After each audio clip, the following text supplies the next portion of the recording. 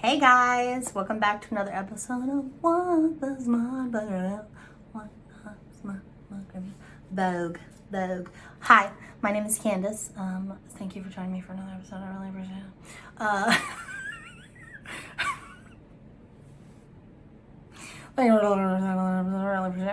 it. Hi. In today's video, we will be reviewing a book. This is my first foray into this author's work. I thoroughly enjoyed myself. And we're gonna get into it because, boy.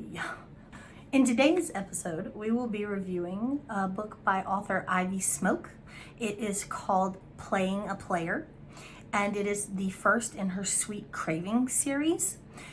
This book, allegedly, according to Amazon, has 333 pages, which is pretty decent length.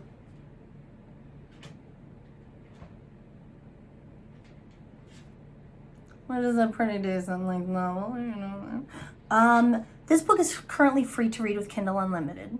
If you have Kindle Unlimited, you can read this book for free. Just download it. Just borrow it from the library and go.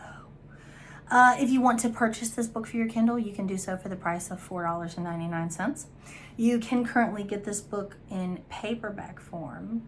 I'm assuming trade paperback, like the big ones, for $12.99, which is a bargain in terms of trade paperback. I'm just saying. This book is also available in audio.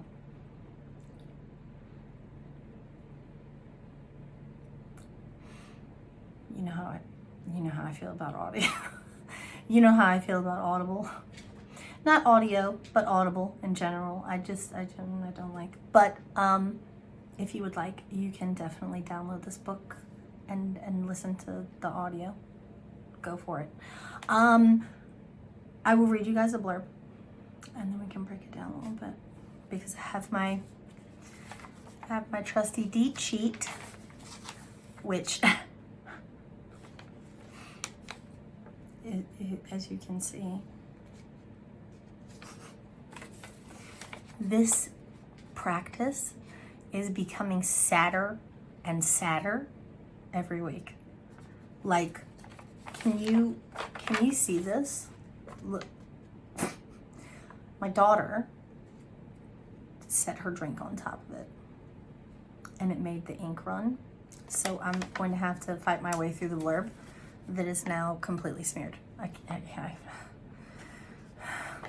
Water damage, scribbles. Clearly, that was me. That was me and my trash brain. But yeah, so I'll read you guys the blurb as best I can, and then we'll break it down and we'll get into it because this bowl is hot. Muy caliente. Okay. Here we go. My last single friend just got married, leaving me roommateless. When Rory shows up at my door, I'm more than a little surprised to find out that a guy has answered my ad. Living with a man wasn't exactly what I had in mind, especially one as handsome as Rory. He's charming, confident, and completely off limits. He's a total player, and I don't want to end up getting played. But when all the other applicants don't seem to be a good fit, I can't help but let my mind wander back to him. What's the worst that could happen if I let him move in? It's not like I'm going to fall in love with him. I can't get my eyebrow any further up. I hurt my head when I did that. Okay, so the first thing I noticed about this book, the chapters are very short, or at least they seemed that way to me. There are a lot of chapters, but it felt like literally like the chapters were like a few pages long, and then I was in the next chapter and I was like, ooh, okay. I enjoyed that because it made me feel productive, like as if I was reading well. Like, I felt like I was breezing through the book. And usually, like, if the chapter is like 45 pages, I'm just like, you know what I'm saying? But with this one, it was like, get in there, girl. So, the two main characters for this book are Rory and Kira. Rory is the main male character. Kira is the main female character. So, essentially the book opens with Kira having just been a bridesmaid at one of her friends' weddings, returning home quite drunk and flopping into bed and falling asleep in her bridesmaid's dress, and her makeup a hot mess and her hair a hot mess. And she's depressed because she feels like all of her friends that she met in college and whatever, they have all moved on without her, basically. She feels like she's falling behind in terms of the whole marriage and family and babies thing and that kind of thing. Her roommate has just moved out. I can't remember if the roommate in question was the person who got married. I can't remember. But she has placed an ad for a new roommate. And she doesn't specifically say that she's looking for a female roommate, but the interviews that she sets up, she's under the impression that she's interviewing female potential roommates. She wakes up the next morning with a knock on the door. She's like, oh shit, I'm hungover. I look like trash. The house is a mess because there's, my shoes are strolling over here. And she's like, that's got to be the first applicant, though, because it's set up an interview for 8 a.m. First of all, why the fuck would you do that? Because you knew you were going to a wedding. You knew there was an open bar. What are you doing? What are you doing, girl?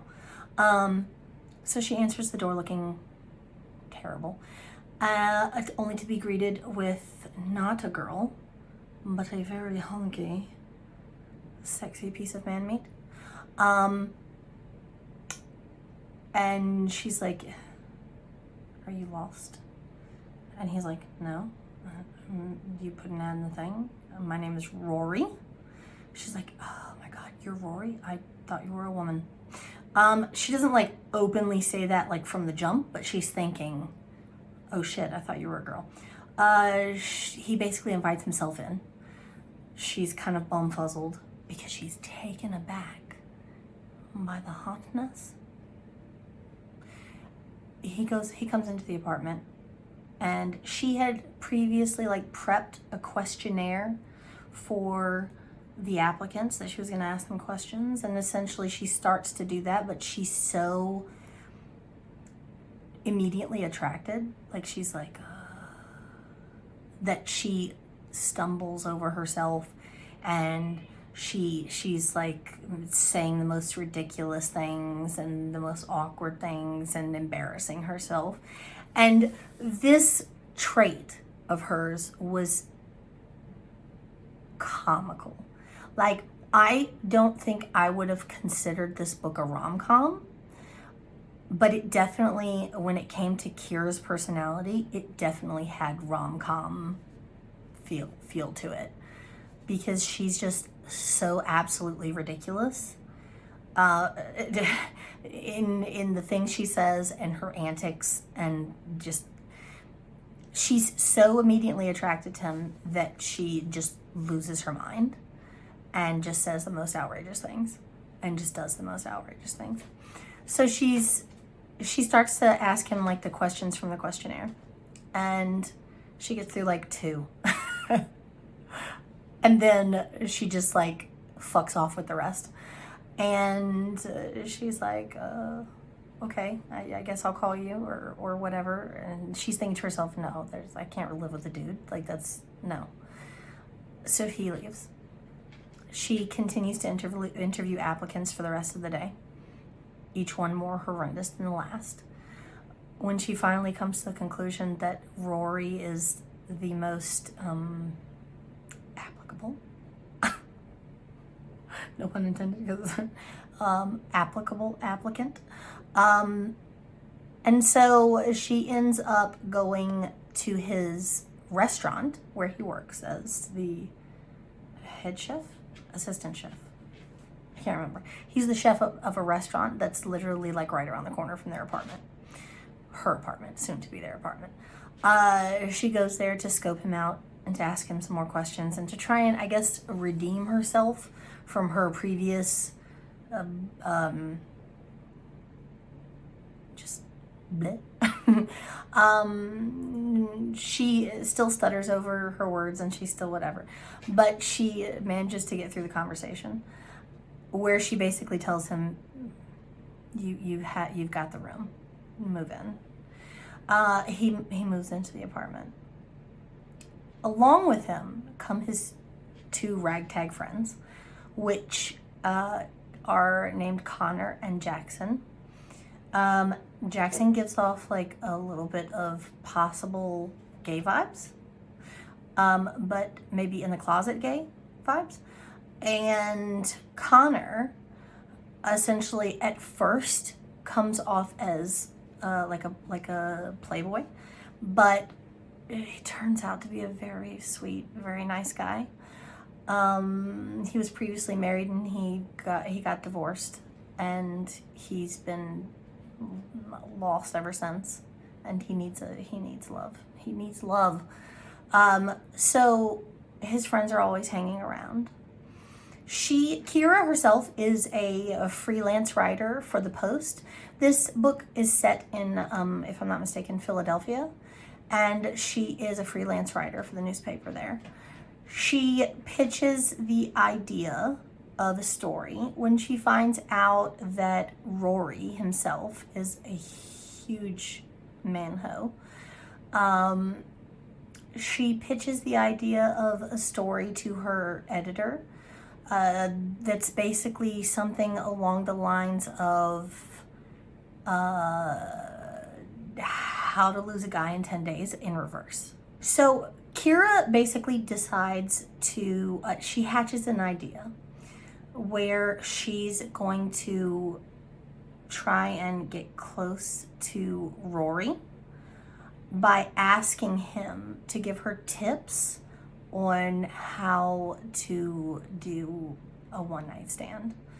She gives him the impression that she's looking for a one-night stand because she needs to get out, and she hasn't had sex in God knows how long. And she essentially tells him that she doesn't really know how to approach that conversation with a guy. And so if she was interested in a guy, which she does like lie and tell him that she's interested in a guy from work. And she's like, give me some tips, since you're Mr. One Night Stand, basically. Give me some tips on how to get this guy interested in me and in a one night stand with me. He does. And then she attempts to use those tips against him to get him to sleep with her. She's very bad at it. Like in true Kira form, and in true Kira fashion, she bungles each and every attempt. He plays along, but he sees through what she's doing. And eventually, because he doesn't divulge in the beginning that he is attracted to her at all. In fact, he puts off the vibe that he's not attracted to her deliberately, but it turns out that he is. And eventually he reaches his breaking point with her antics, and he just basically like attacks her, but like in such a good way. And they have their one night stand, and then she realizes that she can't do one night stands. He tells her ahead of time, this is not what you want. Like, you don't want this. You want a relationship. You don't want a one night stand. And she's like, no, I'll take what I can get. Give it to me. Give it to me. And the preceding sex. Okay. That's all I can say is okay. That face, I'm like, okay.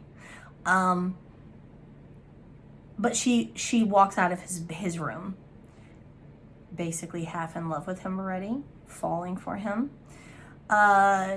She decides to pitch this idea to her editor of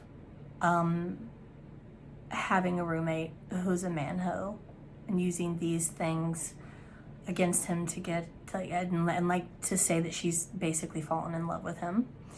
And her editor rejects the idea and says, no, no, no, it's not sexy enough. I want you to detail. You're going to write a series of articles, and I want you to detail in each one the encounters that you've had with this guy and your plot to basically play a player. So she's essentially supposed to do these things to get him infatuated with her, which would be fine if she wasn't basically outing their entire relationship to the surrounding metropolitan area. So over the course of the book, she eventually, very quickly, falls in love with him. He appears to become increasingly infatuated with her, but because he has been burned in the past, he had a girlfriend in college that cheated on him, and ever since then he's basically only done exclusively allegedly one night stands. It comes out later that he has dated, but none of them really meant anything. At first, she's kind of butthurt about the fact that he dated, and he led her on to believe that she could only have a one-night stand. But his whole thing was they were one-night stands that were more than one-night stands, but not more than one-night stand. You know what I'm saying? Does that make sense? So essentially, over the course of the book, she falls in love with him, and while trying to preserve her own heart, because she thinks that he's going to play her, she makes it appear as if she tries to make him jealous, and she does these things and goes on fake dates and things like that to basically reveal his feelings for her, and he ends up falling for her as well. And then she gets busted, which I think we all knew that was coming at some point. She ends up getting busted after they have had their come to Jesus talk, where they both basically say, we want to make an actual relationship out of this. Let's be boyfriend and girlfriend. We're already living together. We have nothing to lose. Let's do it. Then he finds out about the article, and he flips out, and he walks out on her, and she essentially thinks that he's going to bang another girl, and he comes back, and he basically is like, I'm sorry.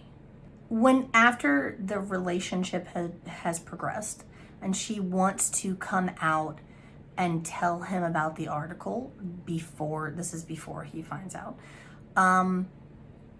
she prints off a copy of the original article that she wrote to her editor that was rejected, that basically explained her feelings for him and how she was falling in love with her roommate, and et cetera, et cetera.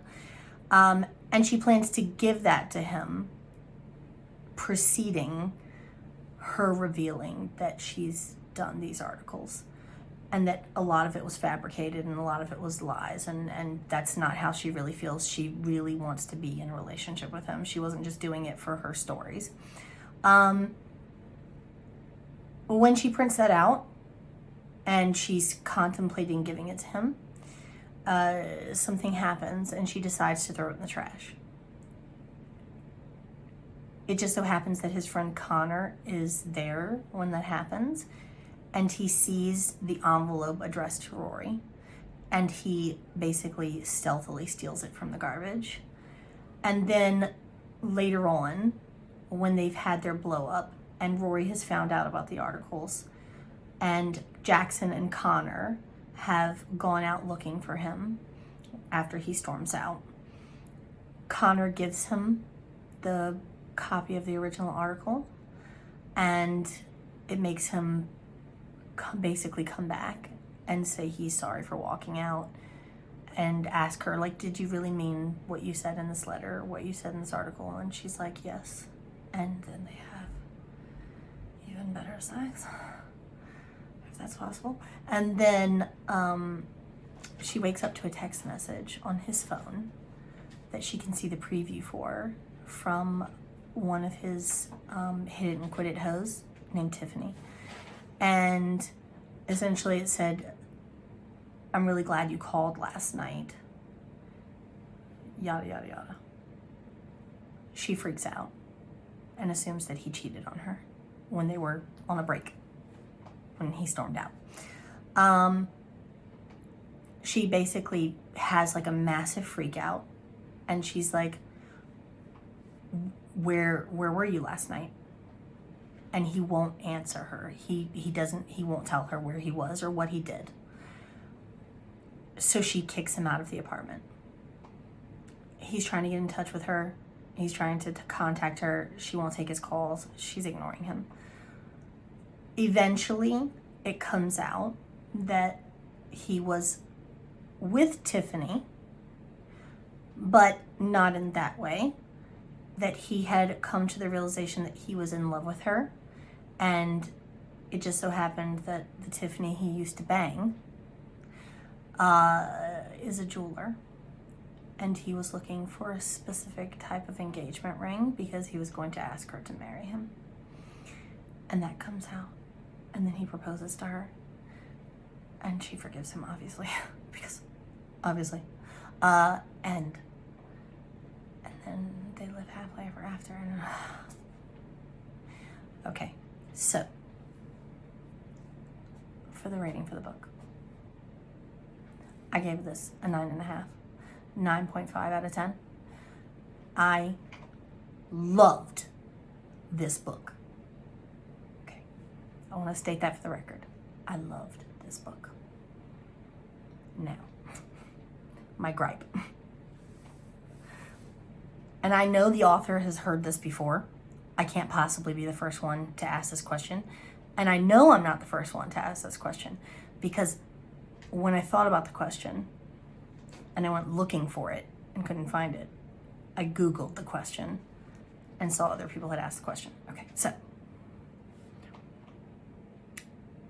this is the first book in the series. There are subsequent books already out.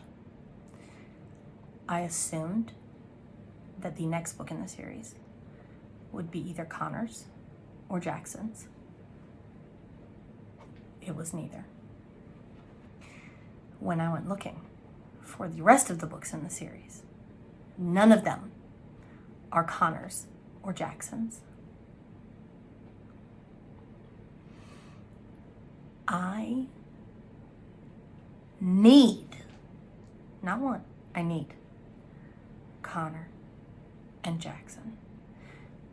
If it's an issue of Jackson actually being gay and having to write a male-male romance, I have not read, like I said, this is the first book I've ever read by Ivy Smoak. I'm assuming it's pronounced Smoak. It's Smoak. I hope I'm not mispronouncing that. This is the first book I've ever read by her. I don't know if she does like male or female novels, but if it's an issue of you want Jackson to be gay and you're hesitant to write a male novel, please do it. I will read it. I will buy it. Just give it to me.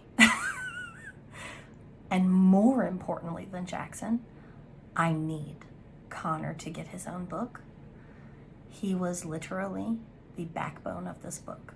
Like, he developed an extremely close friendship with Kira. He was like the buffer between Kira and Rory, but he's just such a good guy and so sweet and so like damaged and puppy dog like. And by the end of the book, I was frothing at the mouth that I needed him to get his own book. And then to find out that he does not have his own book, I was very upset. Miss Smoak, if you happen to watch this, I was very upset. I know you don't care, but I was very upset. So, could you please, for me, write that book?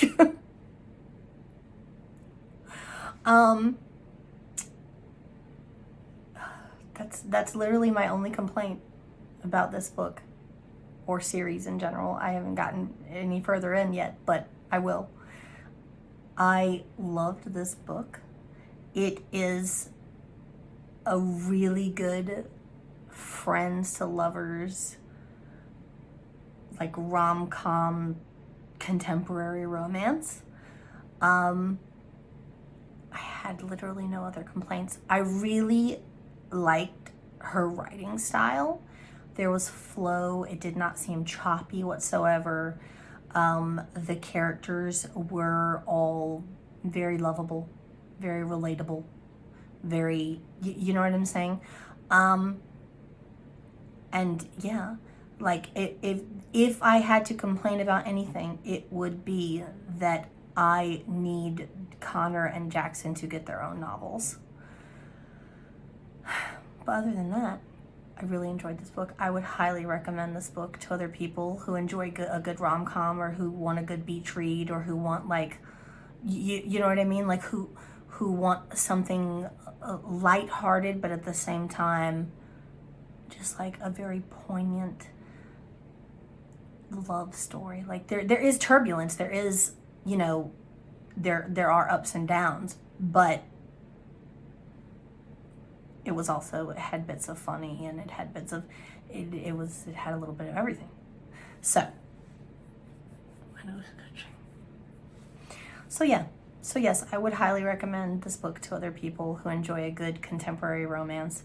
I will continue with the series, even without Connor's book. I will continue with the series and see how it goes. I did enjoy her writing style. I did find it like very well written. I did find her book to be very well written. And I know she has several other different series that some of them are like more risque, like I think I saw something about the Society or something. Like it was something a while, not too long ago, that she had a new release that was very sexy looking. So yes, I'm probably gonna delve into other stuff by this author. But yeah, I think that's about it. I've rambled for God knows how long, and have I said anything of importance other than explaining the book? No. Story of my life. So, yes. So for the rating for the book, I gave it a 9.5. I would recommend it to other people. I did enjoy it. I think you will enjoy it. Check it out. Okay. If you enjoyed this video, if you like me and you like my channel, please consider subscribing. I would really appreciate it. If you do subscribe, make sure you hit the bell so you get notifications when I upload a new video. If you would like, you can follow me on social media. I do have a members only Facebook group, an Instagram, and a Twitter account devoted to this channel. I will link them all in the description box below, and I'll put a little banner here on the screen for you guys to see.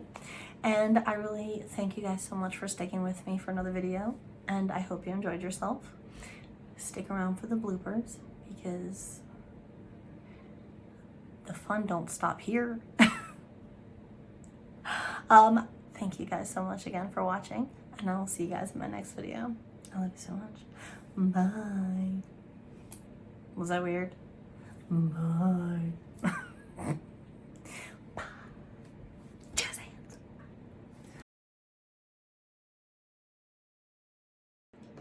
Buongiorno, my little babies. Hi. Hello. How are you? How are you doing? You good? Are you good? I don't know what's wrong with me. I mean, like a lot, but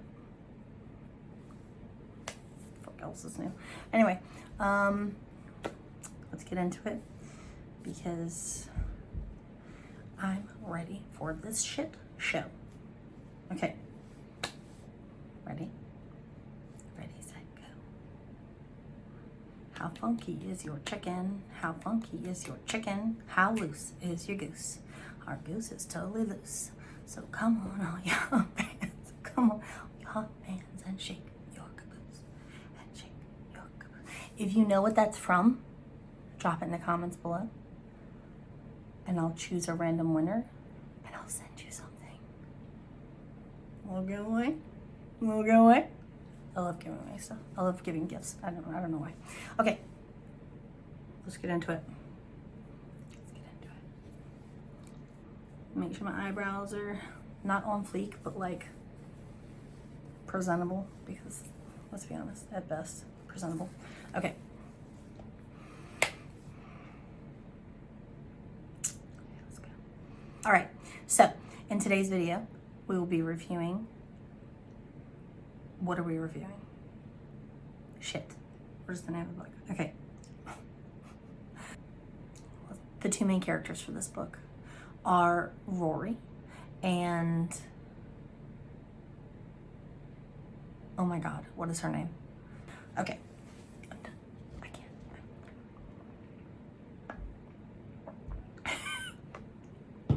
can't. Okay.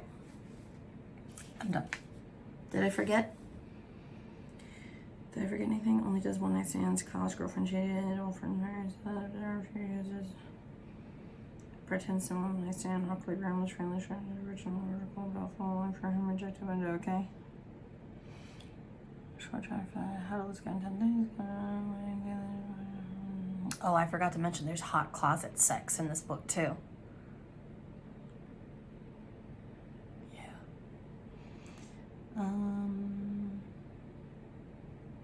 Yeah. Okay. I think I got everything.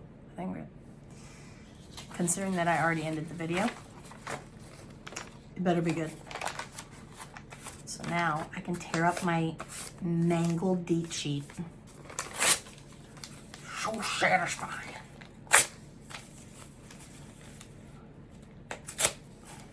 Like, I love recording for you guys, but I also love when I'm finished recording for you guys. Because I'm tired.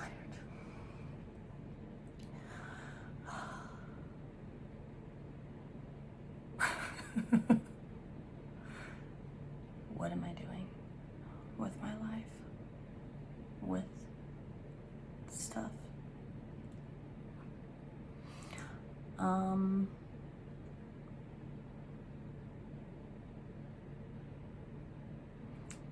This is the second video that I've done that's been under 40 minutes.